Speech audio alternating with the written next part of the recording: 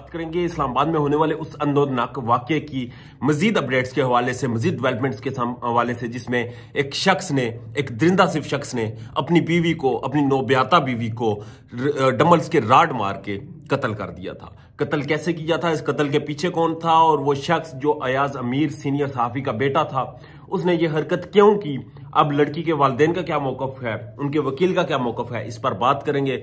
मगर उससे पहले अगर आपने हमारे चैनल को सब्सक्राइब नहीं किया तो सब्सक्राइब कर लें, बेल आइकन को क्लिक कर लें ताकि हमारी वीडियोस आप तक बर वक्त पहुंचती रहें। खबर यह है कि जो इस वक्त ये वाकया रिपोर्ट हुआ जिसमें इस्लामाबाद में चट्टा बख्तावर में सीनियर सहाफी अयाज सादक के बेटे ने अपनी बीवी को राड मार के कत्ल कर दिया था, इसके पीछे बहुत सी चीजें सामने आई और उन चीजों में एक चीज यह भी सामने आई कि इस कत्ल में अयाज अमीर मुलव्वस है।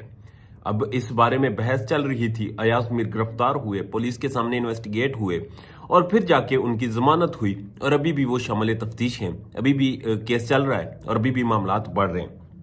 दूसरी तरफ समीना शाह, अयाज अमीर की साबका अहलिया और शाहनवाज की मौजूदा वालदा, वो भी इस केस में शामिल तफ्तीश है। मगर सबसे अहम चीज, सबसे बड़ी बात कि अयाज अमीर और उनके बेटे के इस केस के हवाले से उनकी बहू जो थी सारा के वालिदैन का मौकफ सामने आया, उनके वकला का मौकफ सामने आया।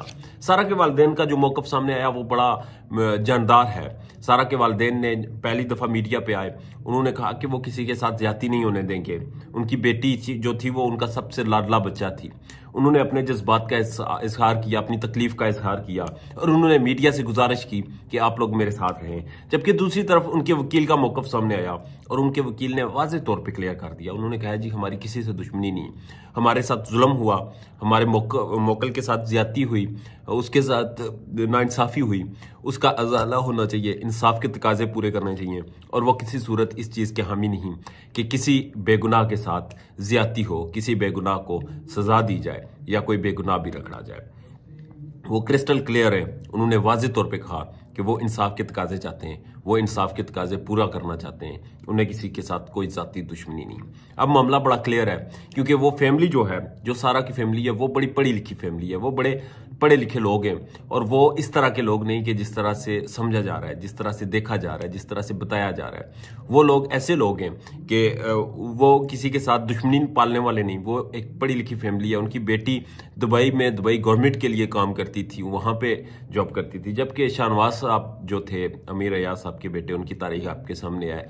अमीर अयाज के वालिद साहब और शाहनवाज फिर ये सब डोमेस्टिक वायलेंस के जो हैं वो इसको मानने वाले हैं, डोमेस्टिक वायलेंस को फॉलो करने वाले हैं और डोमेस्टिक वायलेंस करने वाले हैं। हमने तारीख में पढ़ा, हमने सुना, हमने देखा कि अयाज अमीर के वालिद साहब जो थे वो भी एक पाकिस्तान के तगड़े जागीरदार थे, तगड़े इंसान थे।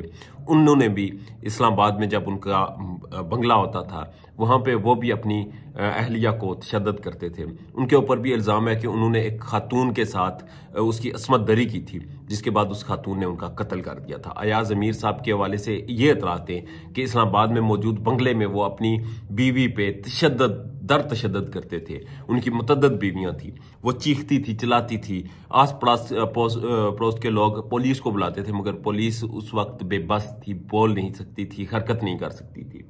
आज शाहनवाज ने भी वही दरिंदगी की। ये नस्ल दर नस्ल दरिंदगी करते चले आ रहे हैं और समझते हैं कि जिस मुल्क में ये मौजूद हैं इसका आइन और कानून इनके जूते की नोक पे है। इंतहाई अफसोस के साथ ये कहना चाहूँगा कि हमारे मुल्क का आइन और कानून सिर्फ गरीबों के लिए है।